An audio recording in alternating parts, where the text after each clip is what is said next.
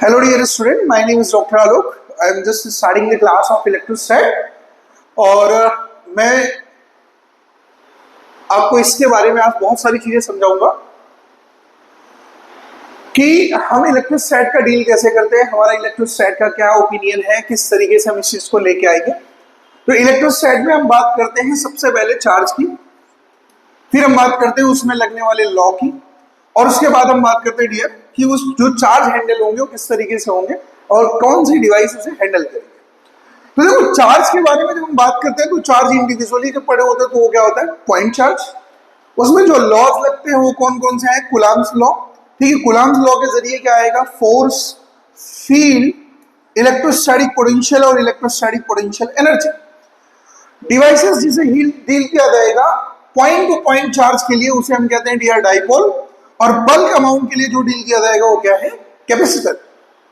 पूरी बात ध्यान से सुनिएगा। अब हमने सबसे पहले इसको डील करने की कोशिश करी, बड़े ध्यान से एक बात को आप समझना तो आपको सारी बातें क्लियर होगी। सबसे पहले इलेक्ट्रोस्टैट का मतलब क्या है ये जानेंगे।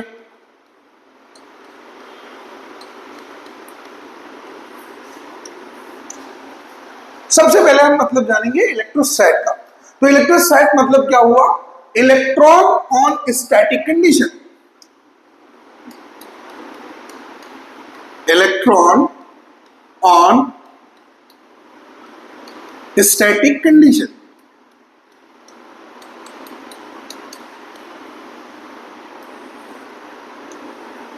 सबसे पहले बात करेंगे हम इलेक्ट्रॉन ऑन स्टैटिक कंडीशन। अब इलेक्ट्रॉन की ही बात क्यों की गई, इलेक्ट्रॉन है क्या। तो इलेक्ट्रॉन को डील करने के लिए हमें बहुत सारी चीजों का परसेप्शन लेना पड़ा। सबसे पहले हम ये देखेंगे कि इलेक्ट्रॉन है क्या। तो इलेक्ट्रॉन एक पार्टिकल है। ये बात बताई किसने, रदरफोर्ड ने। किसने बताई भैया, रदरफोर्ड। इलेक्ट्रॉन क्या है, पार्टिकल है, इस बात को बताया किसने, रदरफोर्ड ने। इलेक्ट्रॉन का ही एक भाई है जिसका नाम है प्रोटॉन। ये बात किसने बताई, जे थॉमसन ने। इन दोनों ने बताई। पूरी बात ध्यान से सुनिएगा। ये दोनों पार्टिकल है, ये भी पार्टिकल है और ये इलेक्ट्रॉन भी पार्टिकल है, लेकिन हम कभी भी प्रोटोस्टैट नहीं कहते। हम हमेशा क्या कहते हैं,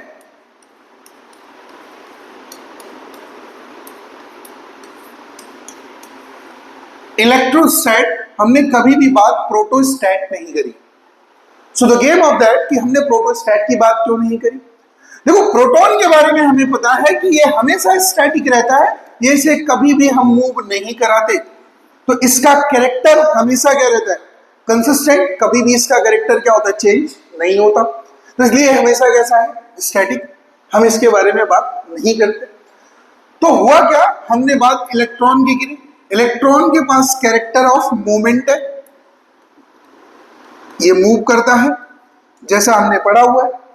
तो कभी कभी अगर वो रुक गया तो एनालिसिस होगा रुका क्यों, एनालिसिस होगा वो रुका क्यों। तो अगर कंडीशन हो गई वो रुक गया तो रुका क्यों, पहली बात समझना। वो जो रुका क्यों, उसकी वजह से जो चैप्टर बना उसका नाम क्या है, इलेक्ट्रोस्टैट।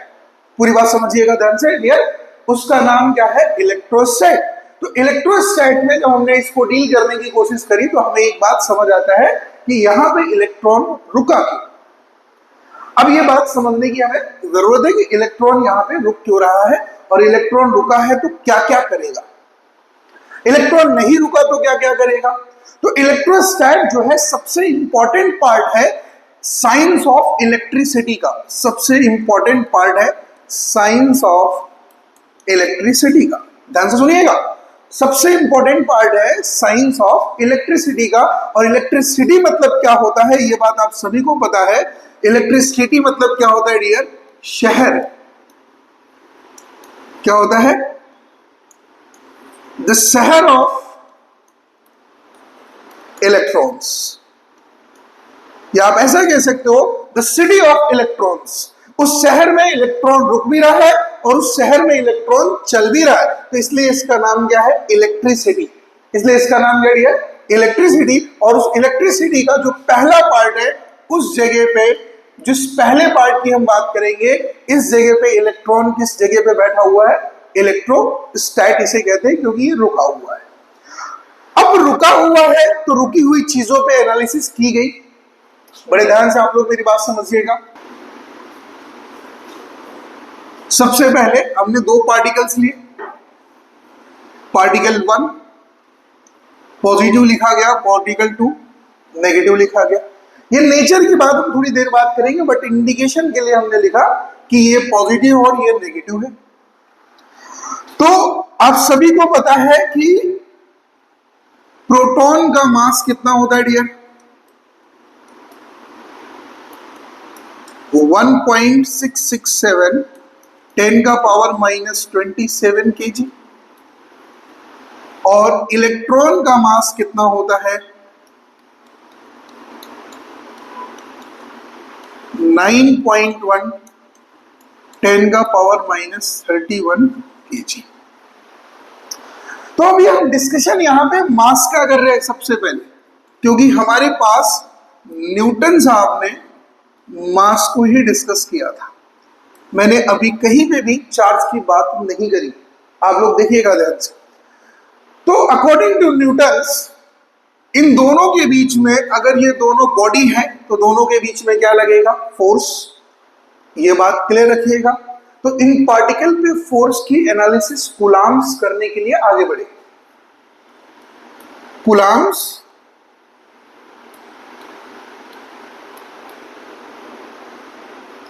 ने न्यूटन के लॉ को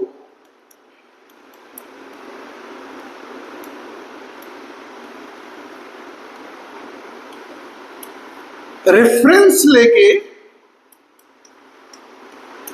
ये एनालिसिस करने की शुरुआत करी कि अगर इन दोनों के बीच में फोर्स है तो वो फोर्स कैसा होना चाहिए, अट्रैक्टिव।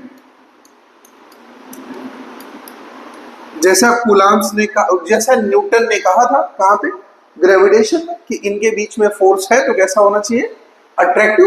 दो बॉडीज के बीच में लगने वाला ग्रेविटेशनल फोर्स कैसा होता है, अट्रैक्टिव होता है, आप सभी को पता है। तो देखा गया तो इन दोनों के बीच में अट्रैक्टिव फोर्स आ रहा है, आना भी चाहिए था, क्योंकि दोनों के पास मास है। और बड़े लोगों के क्या होते हैं, दुश्मन नहीं होते, बड़े लोगों के क्या होते हैं, फॉलोअर होते हैं। तो मास क्या है, बड़ी चीज है, तो यहाँ पे दुश्मन नहीं होंगे, यहाँ पे इसके क्या होंगे, फॉलोअर होंगे। और फॉलोअर जो होते हैं, जिसके फॉलोअर होते हैं उसकी तरफ अट्रैक्ट होते हैं। तो आप समझिएगा ध्यान से, मासेस क्या होते हैं, हमेशा दो बॉडीज हमेशा एक दूसरे को क्या करती है, अट्रैक्ट करती है। अगर हम उसके मास को डील करेंगे, ये बात किसने बताई थी, न्यूटन ने बताई थी कि दो बॉडीज एक दूसरे को क्या करती है, अट्रैक्ट करती है। तो ये न्यूटन के हिसाब से ये बात यहां पे आ गई। अब जब अट्रैक्ट करते हैं तो अट्रैक्ट करने के लिए करेंगे क्या, आप सभी लोग देखिएगा। 1 मीटर की दूरी पे इन्हें हमने फिक्स कर दिया। किसने फिक्स कर दिया, उनका नाम था कूलाम। लॉ कौन सा लगा रहे हो, न्यूटन का। लॉ लगाने का एक ही बेस है कि ये दोनों पार्टिकल के पास अपने अपने मास है,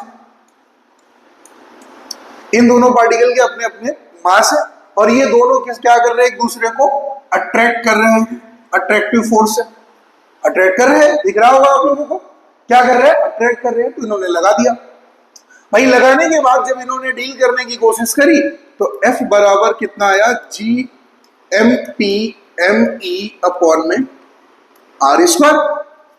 जैसा कि आप लोगों ने पढ़ा हुआ gravitational formula.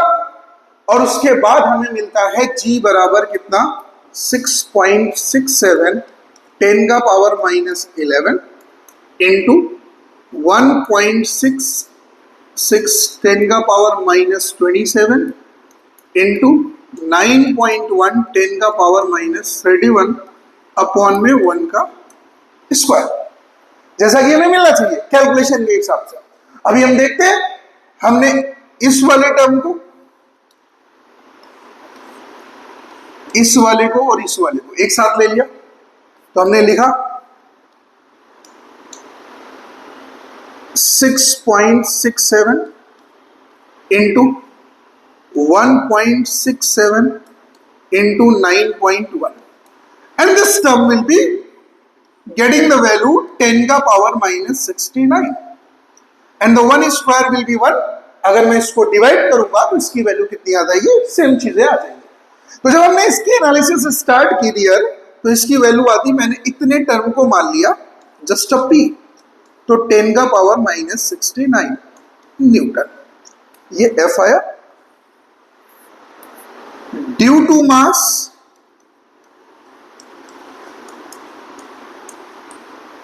Due to mass between proton and electron आया। प्रॉब्लम ये नहीं थी, आना भी चाहिए था और ये आएगा भी। ये जो हमारे पास आ रहा है ये आना भी चाहिए था और ये आएगा भी, क्योंकि इन दोनों का क्या है, मास। इन दोनों का क्या आपस में मास है। डियर आप समझिएगा ध्यान से, इन दोनों का मास है, तो मास की वजह से हमेशा जो फोर्स आ रहा है वो फोर्स कैसा है डियर, अट्रैक्टिव। कैसा फोर्स है, अट्रैक्टिव। और उसे हमने डील किसके वजह से किया, ग्रेविटेशनल लॉ ऑफ न्यूटन की वजह से, universal law of gravitation of Newton की वजह से हमने इसे डील किया। अब हुआ क्या एक्चुअल में, आप लोग समझिएगा अब हो क्या रहा है। ये फोर्स जो मिला, इस फोर्स की वैल्यू ये आती है, कितनी आती है। लेकिन प्रॉब्लम क्या है, ये प्रॉब्लम नहीं है कितनी वैल्यू आती है, प्रॉब्लम ये है कि जो इस रीजन में फोर्स हमें मिल रहा है वो इस कैलकुलेटेड फोर्स से कई गुना ज्यादा है। यह बात किसको पता चली, कूलाम्स को। यह बात किसको पता चली, कूलाम्स को। पूरी बात ध्यान सुनिएगा। This will be notated by Coulomb's under the law of Newton. इनके लॉ को लगाने के बाद इन पार्टिकल्स के बीच में, इन पार्टिकल्स के बीच में इनके लॉ को लगाने के बाद कूलाम्स को ये वैल्यू मिली, जो कि वैल्यू इस बीच में एक्सपीरियंस फोर्स से बहुत कम थी। क्वेश्चन ये हुआ कि ये फोर्स अगर इतना कम है तो एक्स्ट्रा फोर्स किसने दिया। अभी मास में भाइयों, मास का जो बात है, मास जो है डियर, ये जो मास है, ये मास जो फोर्स दे रहा है उसे कितना दे रहा है। तो एक्सेस फोर्स जो यहां पे कूलाम्स को एक्सपीरियंस हुआ, उसको किसने दिया भाई, मास तो दे नहीं रहा। अब कूलाम्स के दिमाग में क्वेश्चन स्टार्ट हुआ। तो शुरुआत में ही मैंने आपको बताया था, शुरुआत में ही मैंने आपको बताया था कि ये जो प्रोटॉन है इसको देने वाले का नाम क्या है, जे थॉमसन। इलेक्ट्रॉन को देने वाले का नाम क्या है, रदरफोर्ड। अब इन दोनों ने कुछ तो नहीं बताया होगा ना, जो नहीं बताया उसी की बात की किसने, कूलाम्स ने। कूलाम्स। अब जब कूलाम्स ने सुबह सुबह क्या हुआ, कूलाम्स पहुंचा किसके पास, प्रोटॉन देने वाले के पास और भैया इलेक्ट्रॉन देने वाले के पास पहुंचा। प्रोटॉन देने वाले का नाम क्या है, थॉमसन, और इलेक्ट्रॉन देने वाले का नाम क्या है, रदरफोर्ड। समझना ध्यान से। सुबह सुबह उनका मूड अच्छा था, इन दोनों के पास पहुंचा कौन, कूलाम्स। अभी दोनों जगह होंगे, सुबह सुबह पहुंचता है, बोलता भाइयों तुम्हारे पार्टिकल के पास कुछ कमी है। अब समझिएगा, जिसकी वजह से ये भाई लोग जाने जाते थे, थॉमसन और रदरफोर्ड, उनको जाके बोल दे कि तुम्हारे पार्टिकल के पास कोई कमी है, तो भाई इनकी तो लग गई। इनको चैलेंज करने वाला आ गया, और वो चैलेंज करने वाला का नाम क्या है,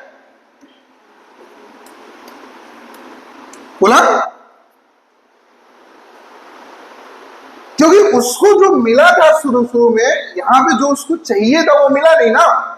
यहां पे जो फोर्स अवेलेबल है, जो फोर्स एक्सपीरियंस हो रहा है उसे, वो कैलकुलेटेड फोर्स से क्या है, बहुत ज्यादा है। और ये पार्टिकल किसके थे, थॉमसन और रदरफोर्ड के। थॉमसन और रदरफोर्ड के, इनके पास गया वो, कौन? गुलाम गए और जाके पूछे भैया तेरे पार्टिकल के पास कुछ कमी है? तो इन्होंने बोला कि ऐसा है, क्या कमी तू ही बता दे। बोला बताऊंगा तो सही, लेकिन नाम मेरा होगा। सोचो ध्यान से, बड़े ध्यान से सुनिएगा आप लोग। पार्टिकल थॉमसन और रदरफोर्ड के, कूलम्ब्स ढूंढने क्या पहुंचा था? न्यूटन, क्योंकि वो फोर्स ढूंढ रहा था। लेकिन जिसकी वजह से वो आया उसका नाम था डियर चार्ज। क्या नाम था? चार्ज। चार्ज के पास भी सेम कैरेक्टर है, जैसे मास है कंजर्व, वैसे चार्ज भी क्या है? कंजर्व। उसने बोला ठीक है। अब चार्ज को इंट्रोड्यूस कौन करता है? चार्ज को इंट्रोड्यूस किसने किया? कूलम्ब्स ने। किसके चार्ज को? इन पार्टिकल के चार्ज को। ये पहला पार्टिकल किसका है? थॉमसन का। और दूसरा पार्टिकल किसका है दिया? रदरफोर्ड का। उसने मोड से मूड बदल दिया। किसका? उसने मोड से, इन दोनों का मोड था कि we are just getting the something better. हमने क्या किया जिंदगी में, आप समझिएगा ध्यान से। आप कहते हो आपका नीट नहीं निकलता, आपका जेई नहीं निकलता, मैं नहीं मानता कि नहीं निकलता। अगर आप मेहनत करोगे तो निकल जाएगा। सबका निकलता, 22,000, 25,000, 30,000, 1 लाख, 1.5 लाख बच्चों का निकलता, आपका भी निकलेगा। लेकिन आपको मोड बदलना पड़ेगा। मोड बदल के आपने अच्छी पढ़ाई करनी है, तरीका बदल लो, आपका निकल जाएगा। कई लोग होते हैं उसी तरीके से लगे रहते बैल की तरह। तो आपको सिर्फ पढ़ने से नहीं निकलेगा, आपको तरीके से आपको स्टडी करनी पड़ेगी। स्मार्टली आप काम करेंगे, आपका निकल जाएगा। अब समझिएगा। तो अगर आपसे कहा जाए, अगर आपने मोड बदला, अब कूलम्ब्स ने मोड कैसे बदला? भाई न्यूटन को चैलेंज करा उसने। न्यूटन का लॉ था ग्रेविटेशन का, लॉ ऑफ ग्रेविटेशन था, जिससे वैल्यू आती है हमारे पास P इंटू 10 का पावर -69 बिटवीन द पार्टिकल। और ये वैल्यू बहुत कम है, it is very very less than. ये वैल्यू क्या है? बहुत कम है। जो वैल्यू वहां पे अवेलेबल थी उससे बहुत कम था। तो अब कूलम्ब्स ने कहा कि भाई मास के बस की बात नहीं है इसे डील करना। तो उसने ढूंढने की कोशिश करी और ढूंढते ढूंढते वो पहुंचा कहां पे? चार्ज पे। अब जब चार्ज पे पहुंचा तो चार्ज के कैरेक्टर को देखने की कोशिश किया। तो प्रोटॉन का जो चार्ज था वो कैसा था? पॉजिटिव। और जो इलेक्ट्रॉन का चार्ज था वो कैसा था डियर? नेगेटिव। पूरी बात ध्यान सुनिएगा। ये पॉजिटिव नेचर है, this is not a magnitude. ये क्या है? पॉजिटिव नेचर है। और ये क्या है? नेगेटिव नेचर है। ये मैग्नीट्यूड नहीं है। नेचर को कंसीडर नहीं करिएगा मैग्नीट्यूड के टर्म में, क्योंकि मैग्नीट्यूड हमेशा क्या होता है? पॉजिटिव। तो इसने जब प्रोटॉन को लिया तो इसका नेचर दिखा पॉजिटिव, और इसने इलेक्ट्रॉन को लिया, इसका नेचर नेगेटिव। अब हुआ क्या? ध्यान से सुनिएगा आप लोग। अब इसने जब इसको स्टार्ट किया, ये हमारा है पॉजिटिव और ये हमारा डियर है नेगेटिव। इसने कई प्रोटोकॉल्स लाए। मेरी बात समझना, कहना है कि ये भाई साहब इस पे क्या लगाएंगे? फोर्स लगाएंगे। तो ये भी तो इस पे लगाएगा, ये वापस से लगाएंगे तो ये भी इसमें लगाएगा, ये वापस से लगाएंगे तो ये भी लगाएगा, ये भी वापस लगाएंगे। तो ये लगाना और लगना चलता रहेगा।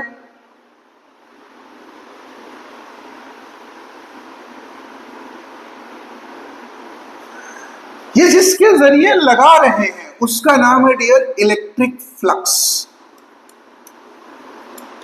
उसका नाम क्या है? Electric flux. इसको थोड़ी देर से डील करेंगे, इसको थोड़ी देर से डील करेंगे। हमें सबसे पहले पता करना है कि ये जो प्रोटॉन का चार्ज था,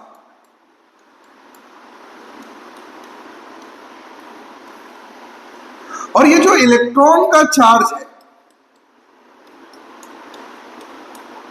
ये कर क्या रहे? ये दोनों एक्चुअल में कर क्या रहे? तो कर क्या रहे हैं? ध्यान से सुनिएगा। कूलम्ब्स ने कहा कि चार्ज भी कंजर्व होगा, और न्यूटन ने कहा था कि मास भी कंजर्व होगा। कंजर्व का मतलब क्या है? जितना शुरू में था उतना ही लास्ट में होगा। ध्यान से सुनिएगा, जितना शुरू में था उतना ही लास्ट में होगा। चार्ज भी कंजर्व है, मास भी कंजर्व है, दोनों का कैरेक्टर सेम है, लेकिन मास की वजह से आने वाला जो फोर्स है डियर वो बहुत कम है फॉर द पार्टिकल। तो हम चार्ज को लगा के देखते हैं कि क्या फोर्स और कम आता है या उतना ही आता है या उससे ज्यादा आता है। तो हुआ क्या, फिर ध्यान से सुनिएगा डियर आप लोग। तो हुआ क्या, कूलम्ब्स ने अपना लॉ दिया। कूलम्ब्स ने जब लॉ दिया तो उसने लॉ दिया सीधे सीधे फोर्स के लिए। उसने दिया Q1 Q2 by R square, इतना दिया। यहां जो Q1 है वो चार्ज ऑफ प्रोटॉन है, यहां जो Q2 है डियर वो चार्ज ऑफ इलेक्ट्रॉन है, जैसा आप पढ़ रहे हैं। R जो है इनके बीच की दूरी है, वो यही दूरी क्यों ली गई अभी हम धीरे धीरे डिस्कस करेंगे। हमने इनकी दूरियां क्यों नहीं ली, हमने इनकी दूरियां क्यों नहीं ली, हमने इनकी दूरियां क्यों नहीं ली, हमने सीधे सीधे ये दूरी ली। अब ये सारी बातें हम डील करेंगे। पहले हमारा जो क्वेश्चन है कि हमने पार्टिकल्स के लिए मास का यूज ना करके चार्ज का ही यूज क्यों करा, हमारा ये पहला क्वेश्चन है। इसे प्रूव करने का तरीका हम ढूंढ रहे हैं। तो दुनिया सुनिएगा सभी लोग, पीछे का जो फोर्स था वो फोर्स कैसा था, ग्रेविटेशनल फोर्स। यहां का जो फोर्स है उस फोर्स का नाम है डियर इलेक्ट्रोस्टैटिक फोर्स। क्या नाम है इसका, इलेक्ट्रोस्टैटिक फोर्स डियर। क्या नाम है इसका,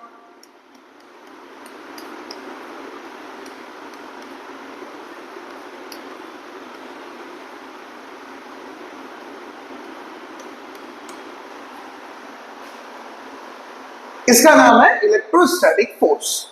भाई देखिएगा सभी लोग, ये साहब बुला रहे हैं इनको, ये साहब बुला रहे हैं इनको, और ये इतरा रहे हैं यहां जाने से। ध्यान सुनिएगा, जैसे आप अपनी क्लासरूम में बैठे हुए हैं और कोई आपके बगल में नहीं बैठ के थोड़ी दूर बैठा है और आप चाहते हैं कि वो यहां आए, आप क्या करेंगे, कोशिश करेंगे। आप चाहते हैं कि वो यहां आए, आप क्या करेंगे, कोशिश करेंगे। तो आप इशारा करेंगे, तो इसने कर दिया इशारा, पहले दूसरों की हेल्प से, फिर खुद बुला लिया कि भाई आ जाओ। लेकिन ये फिर भी नहीं आना चाहते, ये वहीं से पूछ रहे हैं बताओ काम क्या है। तो जब तक ये पूछेंगे और चलेंगे नहीं तब तक ये क्या है, स्टैटिक। तब तक ये क्या है, स्टैटिक। अगर ये चल पड़े तो ये स्टैटिक नहीं रहे। इनका एक जगह बैठे रहना और यहां से बैठे बैठे इनसे क्वेश्चन पूछना इस बात का प्रूफ है, इस बात का प्रूफ है कि ये भाई साहब स्टैटिक है, ये चलेंगे नहीं। तो ये जिसके जरिए बुलाने की कोशिश करेंगे उसका नाम है इलेक्ट्रिक फ्लक्स। बड़े ध्यान से सुनिएगा, तो उसका नाम है इलेक्ट्रिक फ्लक्स, और ये स्टैटिक है, ये कभी चलेगा नहीं आगे। तो हो क्या रहा है एक्चुअल में, हो क्या रहा है, हो क्या रहा है, इन्होंने बुलाया इन्हें क्योंकि ये चल सकते हैं और ये नहीं चलेगा। लेकिन ये चलेंगे नहीं, पूरे चैप्टर में ही नहीं चलेंगे क्योंकि नाम ही इलेक्ट्रोस्टैटिक है। जब बुलाया गया तो इसने बुलाने के लिए किसको भेजा था, फ्लक्स को, और फ्लक्स जाके इसके ऊपर इंपैक्ट करा तो इस पे लगाया क्या, फोर्स। जो फोर्स लगाया वो कैसे लगाया, ध्यान से सुनिएगा। तो जब इसका यूज करा गया तो इस पूरे टर्म की जो वैल्यू है वो है 9 × 10⁻⁹। किसके लिए, एयर के लिए। और जो चार्ज की वैल्यू आपने लिखी है वो है 1.6 10⁻⁻19, 1.6 10⁻⁻19 अपॉन में 1 का square. So condition is what, अगर मैं इसे सॉल्व करूंगा अप्रॉक्स करके तो ये 10⁻⁻19 और 10⁻⁻ से कट जाएगा। यहां पे हम लिखेंगे 9 1.6 10 का पावर -29 न्यूटन। हमें ये दिख रहा है कि ये जो फोर्स है Fe उतनी ही दूरी के लिए 1 मीटर की दूरी के लिए अप्रोक्सीमेटली